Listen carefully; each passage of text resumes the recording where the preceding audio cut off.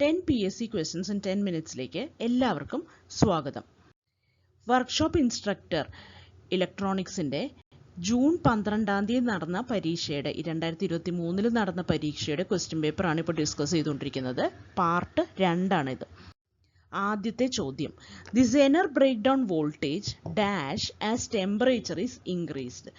ഇവിടെ zener breakdown വോൾട്ടേജിന് എന്താണ് സംഭവിക്കുന്നത്? ടെമ്പറേച്ചർ കൂടുമ്പോൾ സെനർ ബ്രേക്ക് ഡൗൺ വോൾട്ടേജ് എന്ത് സംഭവിക്കും എന്ന് ചോദിച്ചു കഴിഞ്ഞാൽ അത് ഡിക്രീസ് ചെയ്യാണ് ചെയ്യുക. സെനർ ബ്രേക്ക് ഡൗണിൽ എപ്പോഴും ഓർത്തു വെക്കുക അതിന് നെഗറ്റീവ് ടെമ്പറേച്ചർ കോഎഫിഷ്യൻ്റ് ആണ് എന്ന്. ഓക്കെ, നെഗറ്റീവ് ടെമ്പറേച്ചർ കോഎഫിഷ്യൻ്റ് എന്ന് പറഞ്ഞു കഴിഞ്ഞാൽ ടെമ്പറേച്ചർ കൂടുന്തോറും റെസിസ്റ്റൻസ് കുറയും, വോൾട്ടേജ് കുറയും, ഈ ബ്രേക്ക് ഡൗൺ വോൾട്ടേജ് കുറയുകയാണ് ചെയ്യുക. എന്നാൽ അവലാഞ്ചെ ബ്രേക്ക് ഡൗണിന് പോസിറ്റീവ് ടെമ്പറേച്ചർ കോഎഫിഷ്യൻ്റ് ആണ്. അതായത് ടെമ്പറേച്ചർ കൂടുന്തോറും അവലാഞ്ചെ ബ്രേക്ക് ഡൗൺ വോൾട്ടേജിന് കൂടുകയാണ് സംഭവിക്കുക. ഓക്കെ, അപ്പോൾ ഇത് രണ്ടും ഒന്ന് ഓർത്ത് വെക്കുക. അപ്പോൾ സെനറിന് നെഗറ്റീവ് ടെമ്പറേച്ചർ കോഎഫിഷ്യൻ്റ് ഒന്ന് ഓർത്ത് വെച്ചാൽ മതി, മറ്റേത് തനിയെ വരും. അപ്പോൾ സെനറിന് എങ്ങനെയാണ് ബ്രേക്ക് ഡൗൺ വോൾട്ടേജ് കുറയും ടെമ്പറേച്ചർ കൂടുമ്പോൾ. ഓക്കെ, അടുത്ത ചോദ്യം, varactor diodes are used in. Varactor diode എന്തിനൊക്കെയാണ് ഉപയോഗിക്കുന്നത്? Tuning of LC circuit. ഇത് കാണുമ്പോൾ തന്നെ എല്ലാവരും ടിക്ക് ചെയ്യാൻ സാധ്യതയുണ്ട്. പക്ഷേ അടുത്തുകൂടെ നോക്കി നോക്കൂ. Special types of amplifiers, parametric amplifiers, all of the above. ശരിക്കും ഓൾ ഓഫ് ദി എബവ് ആണ് ആൻസർ. എന്താണ് ഒരു വാരിക്യാപ് ഡയോഡ് അല്ലെങ്കിൽ വരാക്ടർ ഡയോഡ് എന്ന് വെച്ച് കഴിഞ്ഞാൽ അതൊരു voltage dependent variable capacitance device ആണ്. അതായത് സാധാരണ ഒരു ഡയോഡ് പോലെ വരച്ചിട്ട് അതിൻ്റെ ഇവിടെ ഈ അറ്റത്ത് ഒരു പാരലൽ പ്ലേറ്റ് കപ്പാസിറ്റർ കൂടെ നമ്മൾ കാഥോഡിൻ്റെ ഭാഗത്തേക്ക് വരച്ച് വയ്ക്കുന്നതിനെയാണ് ഈ വാരിക്യാപ് ഡയോഡ് എന്ന് പറയുന്നത്. വേരിയബിൾ കപ്പാസിറ്റൻസ് ആണ് അതിനുണ്ടാവുക. ഇത് റിവേഴ്സ് ബയാസിലാണ് വർക്ക് ചെയ്യുക. അതിൻ്റെ ക്യാരിയും കൂടി ഒന്ന് ഓർത്ത് വയ്ക്കുക. അതായത് കപ്പാസിറ്റൻസ് എന്താണ് ചെയ്യുക? Capacitance decreases as reverse bias voltage increases. അതൊന്ന് ഓർത്തു വയ്ക്കുക. അടുത്ത ചോദ്യം, in A tunnel diode impurity concentration is of the order. ഇതിൽ ബൈഹാർട്ട് പഠിക്കുക തന്നെ വേണം. 1 × 10⁻³ ആണ് ടണൽ ഡയോഡിലെ ഇമ്പ്യൂരിറ്റി കോൺസെൻട്രേഷൻ. ഓക്കെ, അടുത്ത question, the ripple factor of power supply is A measure of. ഈ ചോദ്യം സത്യം പറഞ്ഞാൽ ക്യാൻസൽ ചെയ്തൊരു ക്വസ്റ്റ്യൻ ആണ്. പക്ഷേ ഇതിൻ്റെ ഉത്തരം നോക്കുമ്പോൾ ഫിൽട്ടർ എഫിഷ്യൻസി എന്ന് കാണുന്നുണ്ട്. പ്യൂരിറ്റിയും ശരിയായ ഉത്തരം തന്നെയാണ്. അപ്പോൾ റിപ്പിൾ ഫാക്ടർ എന്ന് പറഞ്ഞാൽ എന്താണ്? അത് ശരിക്കും പറഞ്ഞു കഴിഞ്ഞാൽ ഒരു ഫിൽട്ടർ എഫിഷ്യൻസിയുടെ മെഷറുമാണ്. അതേപോലെ തന്നെ എത്രത്തോളം AC റിപ്പിൾസ് ആ DC ഔട്ട്പുട്ടിൽ പ്രസൻ്റ് ആണ് എന്നതിൻ്റെ മെഷറും കൂടെയാണ് റിപ്പിൾ ഫാക്ടർ എന്ന് പറയുന്നത്. ഓക്കെ, അപ്പോൾ ripple factor is a measure of filter efficiency and it gives a measure of AC ripples present in the DC output. അടുത്ത ചോദ്യം, transformer utilization factor of a full wave rectifier is. ഈ ക്വസ്റ്റ്യനും cancelled ആയിട്ടുള്ള question ആണ്. കാരണം ഇതിൽ നോക്കൂ, ഇത് രണ്ടും 0.693 0.812 സത്യത്തിൽ സെൻറ്റർ ടാപ്പ് ഫുൾ വേവ് റെക്ടിഫയറിൻ്റെയും ബ്രിഡ്ജ് റെക്ടിഫയറിൻ്റെയും ട്രാൻസ്ഫോമർ യൂട്ടിലൈസേഷൻ ഫാക്ടറാണ്. പക്ഷേ ഇവിടെ ഫുൾ വേവ് റെക്ടിഫയർ മാത്രമേ ചോദിച്ചിട്ടുള്ളൂ. അപ്പോൾ ഇത് രണ്ടും ഉത്തരമാണ്. അതുകൊണ്ടാണ് അത് ക്യാൻസൽ ചെയ്തതെന്നാണ് തോന്നുന്നത്. അപ്പോൾ നമുക്ക് നോക്കാം. ഈ വാല്യൂസ് ഒക്കെ ഒന്ന് വേഗം പഠിച്ചു വെക്കാം. 0.482 എന്ന് പറയുന്നത് ഫുൾ വേവ് റെക്ടിഫയർ, രണ്ട് ടൈപ്പ് ഓഫ് സെൻറ്റർ ടാപ്പിനായാലും ബ്രിഡ്ജിനായാലും 0.482 ആണ് റിപ്പിൾ ഫാക്ടർ. ഹാഫ് വേവിൻ്റെ റിപ്പിൾ ഫാക്ടർ എന്ന് പറയുന്നത് 1.21 ആണ്. ഇനി ട്രാൻസ്ഫോമർ യൂട്ടിലൈസേഷൻ ഫാക്ടർ എന്ന് പറയുന്നത് സെൻറ്റർ ടാപ്പിനാണെങ്കിൽ 0.693 ആണ്, ഹാഫ് വേവിനാണെങ്കിൽ 0.286 ആണ്, ബ്രിഡ്ജിനാണെങ്കിലോ 0.812 ആണ്. ഇനി ഫോം ഫാക്ടർ എന്ന് പറയുന്നത് ഫുൾ വേവ് ഏത് തന്നെ ആയാലും, ബ്രിഡ്ജ് ആയാലും സെൻറ്റർ ടാപ്പ് ആയാലും നമ്മുടെ ഉത്തരം 1.11 ആണ്. എന്നാൽ ഹാഫ് വേവ് ആണെങ്കിൽ അത് 1.57 ആണ്. ഈ വാല്യൂസ് ഒക്കെ പെട്ടെന്ന് ഓർത്ത് വെക്കാൻ വേണ്ടിയിട്ടുള്ള ഒരു ട്രിക്ക് ഞാനൊരു ഷോർട്ട് വീഡിയോ ചെയ്തു തരാം. ഈ റെക്ടിഫയേഴ്സിൻ്റെ എല്ലാ ന്യൂമറിക്കൽ വാല്യൂസും. ഓക്കെ, അതിൽ കുറേ വാല്യൂസ് വരുന്നുണ്ട്. അതിൽ ഒരെണ്ണമെങ്കിലും എല്ലാ ക്വസ്റ്റ്യൻ പേപ്പറിലും ചോദിക്കാറുമുണ്ട്. ഓക്കെ, അടുത്ത ചോദ്യത്തിലേക്ക് കടക്കാം. Peak inverse voltage of each diode in A bridge rectifier is. Peak inverse voltage എത്രയാണ്? ബ്രിഡ്ജിൻ്റെ ആയതുകൊണ്ട് തന്നെ അത് VM ആണ്. ഓക്കെ, ഓരോ ഡയോഡിൻ്റെ ബ്രിഡ്ജ് റെക്ടിഫയറിൻ്റെ പീക്ക് ഇൻവേഴ്സ് വോൾട്ടേജ് നോക്കിക്കഴിഞ്ഞാൽ അത് VM ആണ്. പീക്ക് ഇൻവേഴ്സ് വോൾട്ടേജ് എന്ന് പറഞ്ഞാൽ എന്താണ്? റിവേഴ്സ് ബയസിൽ പോകുമ്പോൾ ആ ഡയോഡിന് മാക്സിമം എത്ര റിവേഴ്സ് വോൾട്ടേജ് വരെ അത് വിത്ത്സ്റ്റാൻഡ് ചെയ്യണം. ഓക്കെ, അതിനെയാണ് പീക്ക് ഇൻവേഴ്സ് വോൾട്ടേജ് എന്ന് പറയുന്നത്. അത് ബ്രിഡ്ജിനാണെങ്കിൽ VM ആണ്.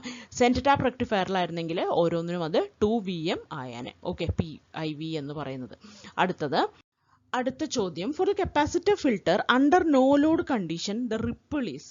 നോ ലോഡ് കണ്ടീഷനിൽ റിപ്പിൾ എന്ന് പറയുന്നത് കപ്പാസിറ്റർ ഫിൽറ്ററിന്റെ മാക്സിമം ആയിരിക്കും കേട്ടോ. കാരണം റിപ്പിൾ ഫാക്ടർ, കപ്പാസിറ്റർ ഫിൽറ്ററിന്റെ റിപ്പിൾ ഫാക്ടർ എന്ന് പറയുന്നത് it is inversely proportional to RL ആണ്. എന്നാൽ ഇൻഡക്ടർ ഫിൽറ്ററിന്റെ ആണെങ്കിലോ അത് റിപ്പിൾ ഫാക്ടർ എന്ന് പറയുന്നത് it is directly proportional to RL ആണ്. ഓക്കെ, അതുകൊണ്ട് തന്നെ മാക്സിമം റിപ്പിൾ വരുന്നത് എപ്പോഴായിരിക്കും? ലോഡ് വളരെ കൂടുമ്പോഴായിരിക്കും ഇൻഡക്ടറിന് മാക്സിമം റിപ്പിൾ വരിക. അതേപോലെ തന്നെ ഇവിടെ ലോഡ്, കപ്പാസിറ്റർ ഫിൽറ്ററിന് ഇവിടെ ലോഡ് വളരെ കുറവ്, നോ ലോഡ് ആണെന്ന് പറയുമ്പോൾ നോ ലോഡ് കണ്ടീഷനിൽ എന്താണ് വരിക? റിപ്പിൾ വളരെ കൂടുതലാണ് വരേണ്ടത്. അടുത്ത ചോദ്യം, in A diode volt ampere characteristics, what will be the resistance if a slope is drawn between voltages 50 to 100 and corresponding current 5 to 10? അപ്പോൾ വോൾട്ടേജും ഇതും കൂടെ തന്നിട്ട് ഡയോഡിൻ്റെ ക്യാരക്ടറിസ്റ്റിക്സിൻ്റെ കാര്യം പറയുകയാണ്. അപ്പം നമുക്ക് എങ്ങനെയാണ് വരിക? വോൾട്ടേജ് വേഴ്സസ് കറണ്ട് എന്ന് പറഞ്ഞിട്ട് ഡയോഡ് ക്യാര വരുമ്പോൾ ഇതിങ്ങനെയാണ് ഡയോഡ് ക്യാര വരിക. അപ്പം നമുക്കറിയാം എങ്ങനെയാണ് ഇത്. ഈ ഒരു വോൾട്ടേജ് എന്ന് പറയുന്നത് 5ൻ്റെയും 100ൻ്റെയും 50യുടെയും 100ൻ്റെ ഇടയിലാണ് അത്ര. അതേപോലെ ഈ വരുന്ന കറണ്ട് എന്ന് പറയുന്നത് 5ൻ്റെയും 10ൻ്റെയും ഇടയിലാണെന്നും പറയുന്നുണ്ട്. അങ്ങനെയാണെങ്കിൽ റെസിസ്റ്റൻസ് എത്രയായിരിക്കും എന്നാണ് ചോദിക്കുന്നത്. റെസിസ്റ്റൻസ് എന്ന് പറഞ്ഞാൽ എന്താണ്? Delta V by delta I ആണ്. അതൊന്നുമില്ല, 100 മൈനസ് 50 ഡിവൈഡഡ് ബൈ 10 മൈനസ് 5 ആണ്. 100 മൈനസ് 50 എന്ന് പറയുന്നത് 5 ആണ്, 10 മൈനസ് 5 എന്ന് പറയുന്നത് 5 ആണ്. അപ്പോൾ ഇത് 50 ബൈ 5 എന്ന് വരും, അപ്പോൾ 10 എന്ന് വരും കേട്ടോ. അപ്പോൾ 10 ഓം ആണ് ഇതിൻ്റെ ഉത്തരം. ഓക്കെ, ഇത് വളരെ സിമ്പിളാണ്, പെട്ടെന്ന് കിട്ടുന്ന ഒരു ഉത്തരമാണ്. അടുത്ത ചോദ്യം, in a Zener regulator change in load current produces change in. Zener റെഗുലേറ്ററിൽ ലോഡ് കറണ്ട് മാറുമ്പോൾ എന്താണ് മാറേണ്ടത്?